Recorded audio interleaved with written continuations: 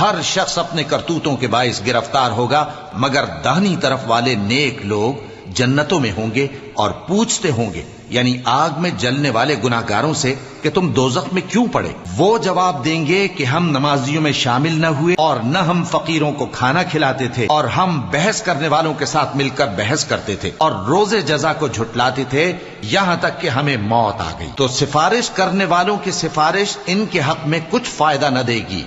ان کو کیا ہوا ہے کہ نصیحت سے روگرداں ہو رہے ہیں، گویا گدھے ہیں کہ بدک جاتے ہیں جو شیر سے ڈر کر بھاگ جاتے ہیں۔ اصل یہ ہے کہ ان میں سے ہر شخص یہ چاہتا ہے کہ اس کے پاس کھلی ہوئی کتاب آئے، ایسا ہرگز نہیں ہوگا۔ حقیقت یہ ہے کہ ان کو آخرت کا خوف ہی نہیں۔ کچھ شک نہیں کہ یہ قرآن نصیحت ہے، تو جو چاہے اسے یاد رکھے، اور یاد بھی تبھی رکھیں گے جب اللہ چاہے۔ وہی اس لائق ہے کہ اس سے ڈرا جائے، اور وہی معاف کرنے والا ہے۔